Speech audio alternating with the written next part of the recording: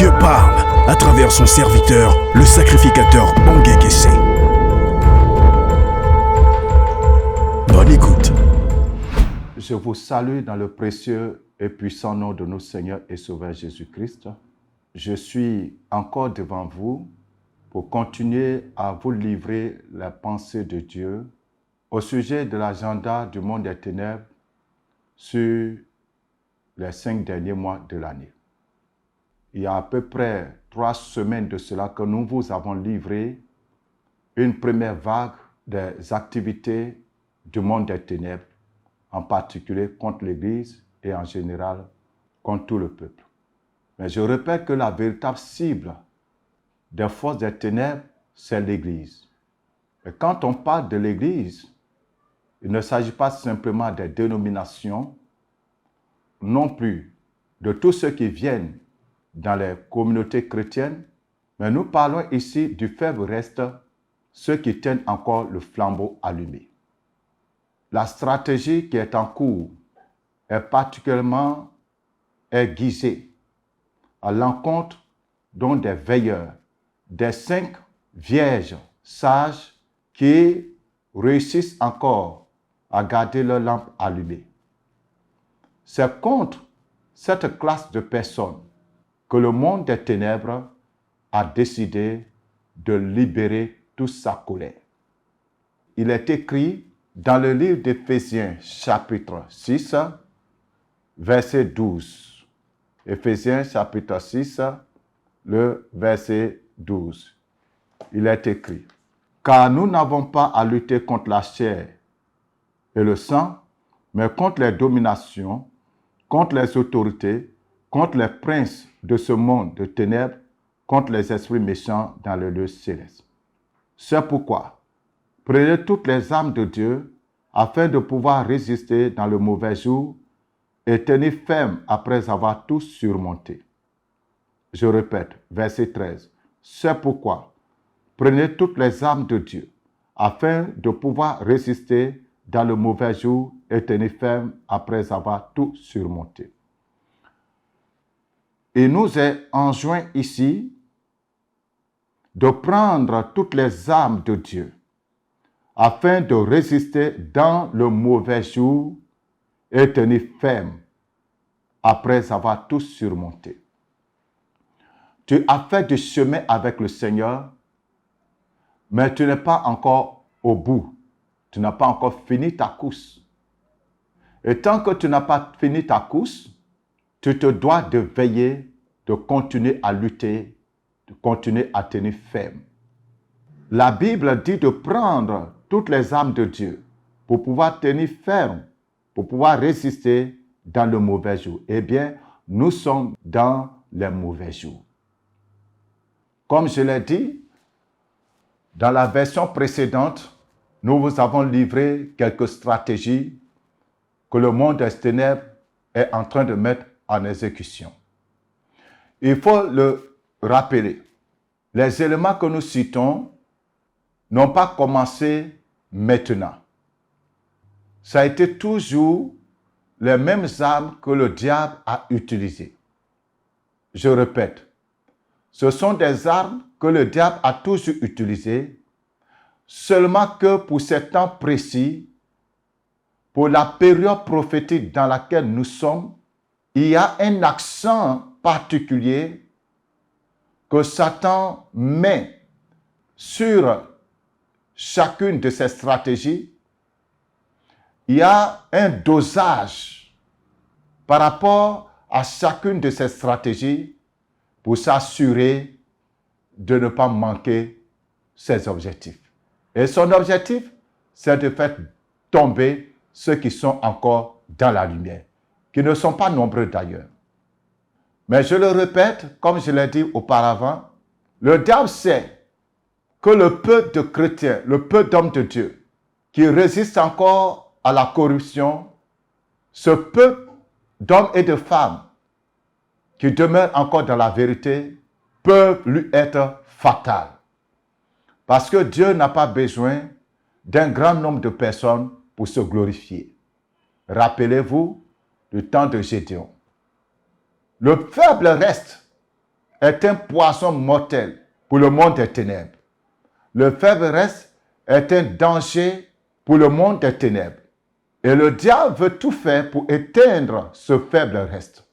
Et il est bien de comprendre, de connaître et de comprendre les stratégies que le monde des ténèbres utilise. Parce que tu ne peux pas lutter contre une chose que tu ne maîtrises pas, que tu ne connais pas. Et comprenez que l'ennemi, dans ces temps, ne vient plus avec des cornes. Il utilise la ruse. C'est pour cela d'ailleurs que le verset 11 dit « Revêtez-vous de toutes les armes de Dieu afin de pouvoir tenir ferme contre les ruses du diable. » Il est souvent très difficile de discerner les ruses du diable, les stratégies que Satan adopte pour rentrer dans ta vie et empoisonner ta relation avec Dieu. Et beaucoup de personnes se sont fait surprendre par cette stratégie et ont fini aujourd'hui par s'éteindre complètement. Mais dans le nom de Jésus-Christ de Nazareth, toi, tu ne vas pas t'éteindre, ta lampe ne s'éteindra pas, ma lampe ne s'éteindra pas. Nous allons pouvoir garder notre lampe allumée et nous allons renverser le royaume des ténèbres pour que le réveil se manifeste. Le réveil arrive. Le revival Le réveil arrive. Le réveil arrive. Et c'est pour très bientôt. Very soon. Le réveil arrive. The revival is on the way. Car en réalité, le réveil est déjà en marche. Alléluia. Je vous annonce I'm telling you. que le réveil est en marche. It's at work. Le réveil est en marche. Les points que je vais citer, je ne les cite pas selon leur importance, selon leur degré d'importance. Seulement, je suis obligé d'aller pas à pas pour que vous compreniez. L'une des stratégies que les esprits de l'abîme qui sont sortis vont amplifier dans ces derniers temps, c'est d'exciter les saints à la colère. Pour peu, les enfants de Dieu, les serviteurs de Dieu, les saints serviteurs de Dieu vont s'enflammer. Et certains vont devenir même allergiques à la vérité. Les gens vont commencer à ne plus pouvoir supporter ce qui est vrai, ce qui est dans leur vie qu'on leur reproche. Le message de la vérité va énerver beaucoup de personnes. Les démons, les esprits de colère vont activement travailler sur le cœur des hommes de Dieu, sur le cœur des intercesseurs, des chantres, des enfants de Dieu qui se tiennent encore dans la vérité, dans la lumière. Et comme la Bible dit que la colère de l'homme n'accomplit pas la justice de Dieu, ainsi ces personnes-là tomberont sous le pouvoir de l'accusateur. Et Satan va leur arracher leur chandelier. C'est pour cela, veillez sur vos cœurs. Ne tombez pas dans la ruse de la colère. Quel que soit ce qui se passera, que vous ayez raison ou pas, soyez sur vos gardes en ce qui concerne la colère. Veillez à ce que votre colère ne devienne pas venimeuse. Si vous êtes en colère, que cette colère n'aille pas loin. Satan est à votre trousse. Cela va se passer dans les couples, dans les maisons et dans les églises. Des hommes de Dieu en pleine chair, en pleine prédication, devant le peuple, vont se mettre en colère pour certaines choses et ils vont déclarer des paroles que Dieu ne va pas agréer. Et là, Satan va leur arracher leur chandelier. Le monde des ténèbres va pousser des gens à faire des choses pour vous enflammer. Pousser des gens. Vous, pasteurs, ça peut être vos responsables, ça peut être votre collègue pasteur, ça peut être votre femme, ça peut être votre mari, vos enfants. Soyez vigilants. Ne vendez pas votre chandelier. Ne laissez pas tomber votre chandelier aux mains des ténèbres. une autre stratégie que les ténèbres qui sont à l'œuvre contre l'Église dans ces derniers temps vont amplifier, c'est l'incompréhension, les incompréhensions. L'ennemi va dénaturer ce qu'un frère dit, ce qu'une sœur vient de dire, ce que l'homme de Dieu vient de dire, et il va renverser le sens de ce qui est dit dans l'esprit de ceux qui écoutent. Il aura une confusion qui va entraîner des incompréhensions. Le diable va travailler sur la mentalité, sur l'esprit des gens, parce que son but, c'est de créer la division. J'y reviendrai avant de terminer. Vous savez ce qui s'est passé à Babel. Vous allez donc entendre que dans des communautés, des gens se sont levés les uns contre les autres à cause des incompréhensions. Dans des familles, cela va se passer ainsi. Soyez vigilants. Troisième point que je vais évoquer ce soir, qui est pour moi un élément très très dangereux, très très subtil, c'est que le diable va s'investir dans le domaine de la révélation, la prophétie, les visions, les songes, les paroles de connaissance, les paroles de sagesse. Satan va s'investir dans ce domaine. Dans 1 Roi 22, la Bible dit qu'un esprit malin est sorti pour être un esprit de mensonge dans la bouche des prophètes. Beaucoup d'esprits sont sortis de l'abîme pour être des esprits séducteurs, des esprits déviationnistes. Ils vont donc entraîner beaucoup de serviteurs de Dieu, beaucoup de chrétiens, sur des chemins qui penseront être la voie de Dieu. Mais en réalité, ce sera une ruse du diable pour les éloigner du plan divin. Vous savez, la situation que le monde traverse, ce n'est pas seulement en Côte d'Ivoire. Il y a tellement de pression, il y a tellement d'oppression, il y a tellement de difficultés. Les gens ont des problèmes partout. Et les uns et les autres cherchent des solutions. L'homme est fragilisé. Le moral est fragilisé. C'est un temps propice pour le monde des ténèbres de séduire les cœurs. Ainsi donc, certains chrétiens se croyant inspirés par le Saint-Esprit et croyant avoir reçu une pensée du Saint-Esprit, des hommes de Dieu, ayant reçu une pensée de l'Esprit de Dieu, vont prendre des décisions qui vont les emmener directement dans les bras du monde des ténèbres. Rappelez-vous de ce qui s'est passé au temps de David, quand David s'est levé pour faire le dénombrement. Malgré les mises en garde de son général, David s'est entêté pour faire le dénombrement parce qu'il a été séduit par un esprit. Donc, les hommes de Dieu, les prophètes, les pasteurs, les chantres, en tout cas vous qui avez encore votre chandelier allumé, vous qui n'êtes pas encore tombé dans la corruption, le diable veut vous réussir à vous entraîner hors du plan divin. Donc beaucoup vont abandonner la vision que Dieu leur a donnée au départ pour se mettre dans autre chose. Beaucoup vont abandonner là où Dieu les a mis, ils vont quitter l'autel où Dieu les a placés pour aller bâtir un autre autel. Des gens vont quitter le chemin que Dieu a frayé pour aller se frayer un autre chemin. Des gens vont se mettre dans des choses étant convaincus que Dieu leur a parlé, que Dieu s'est révélé à eux. Mais en réalité, l'esprit de séduction qui se tient dans la lumière luciférienne les aura induits en erreur.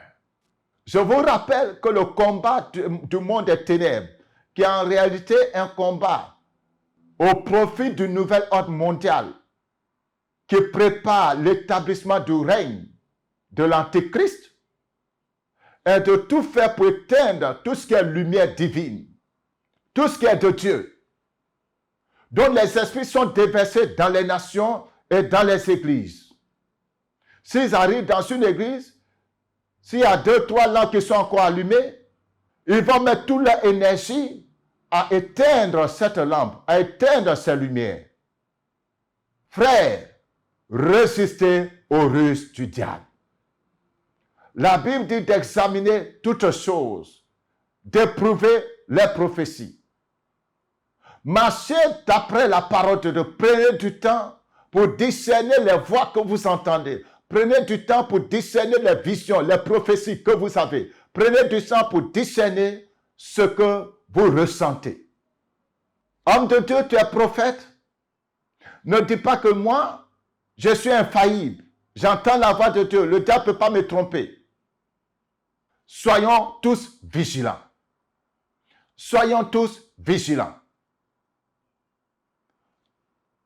La Bible dit, et je le répète, revêtez-vous de toutes les armes de Dieu afin de pouvoir tenir ferme contre les ruses du diable. La Bible parle de ruses.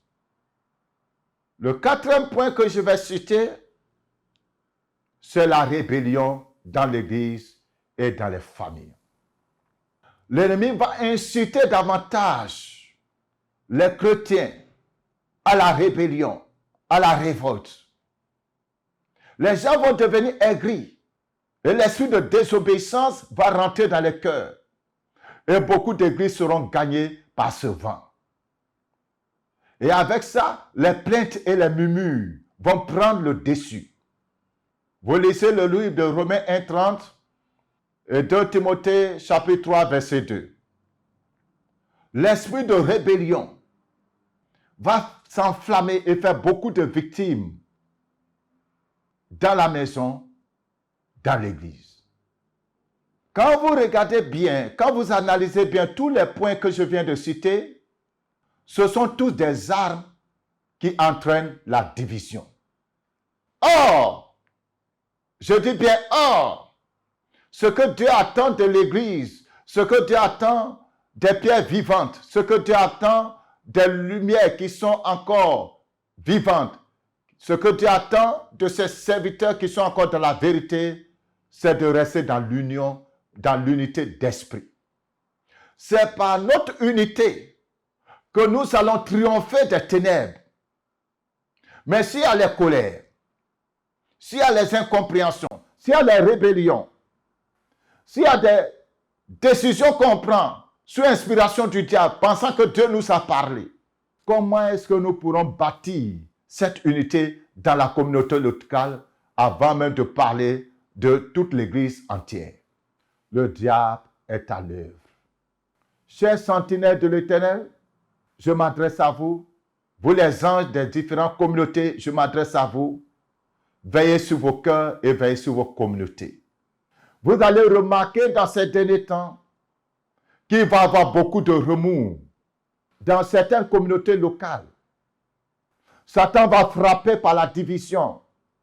Des chrétiens vont s'injurer. Ils vont s'accuser. Et l'église va être déchirée. Et si le diable arrive à le faire dans une assemblée, il arrachera le chandelier de cette assemblée. Et ceux qui sont tombés dans ce piège, l'ennemi leur arrachera leur lampe. Soyez vigilants. Le dernier élément que je vais citer ce soir, et je vous reviendrai pour la 3e partie de ce message. Le dernier point pour ce chapitre, c'est la lourdeur. Une lourdeur qui ne dit pas son nom, qui va atteindre et qui est déjà à l'œuvre. Mais cette lourdeur sera tellement forte comme jamais tu ne l'as vécu. Quand le Saint-Esprit te réveillera la nuit pour prier, tu te sentiras tellement lourd. Tes yeux seront tellement alourdis qu'il te sera impossible de te tenir debout pour prier.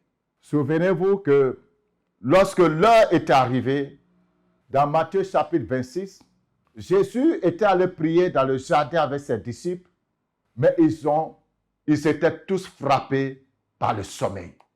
Frère, il est l'heure où les choses doivent changer. Il est l'heure où le réveil doit se manifester. Le diable sait. Le monde des ténèbres sait. Donc il a fait sortir les esprits de mort, les esprits des sots. Et il a commandé les puissances du deuxième ciel, les puissances des airs, pour alourdir l'atmosphère.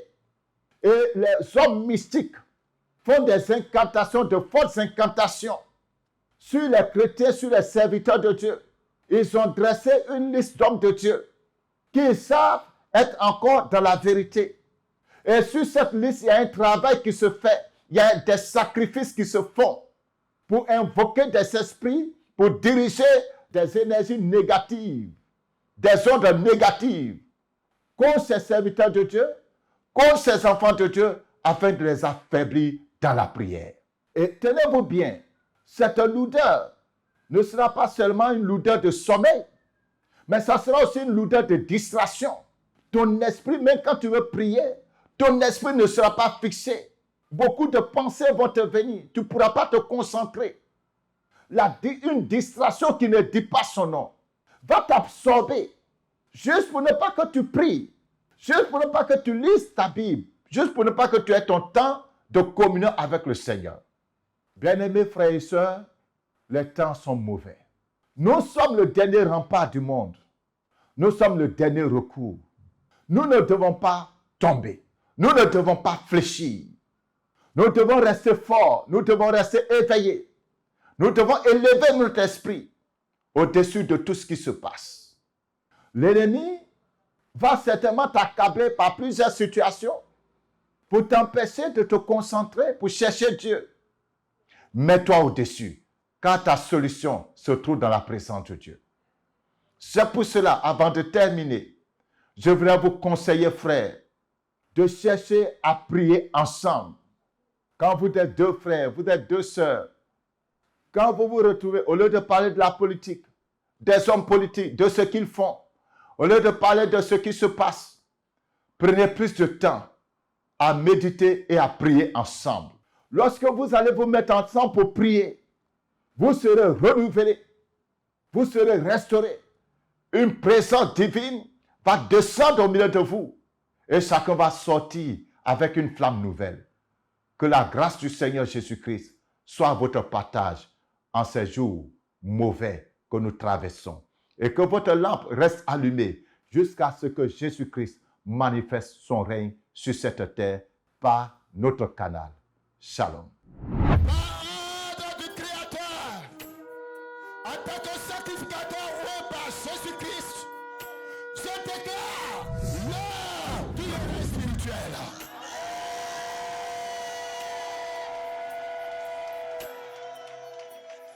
Le réveil spirituel, depuis l'ouest jusqu'à l'est, depuis le nord jusqu'au sud, depuis le sud jusqu'au nord, depuis l'est jusqu'à l'ouest de l'Afrique. Oh Afrique, oh Afrique, oh Afrique, entends le son de la trompette. Réveille-toi.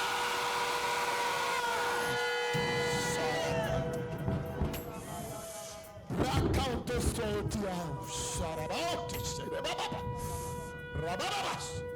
je commande les cieux étant ouverts, ma brasse terrebacanta, que les bords des nations, les nations islamiques, les nations fétichistes, que ce pas s'ouvre à la puissance de l'évangile.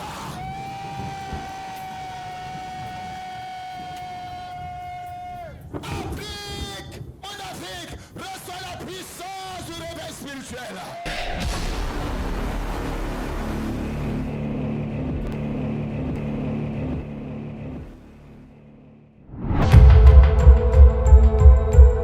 Dieu parle à travers son serviteur, le sacrificateur Bangé Kessé.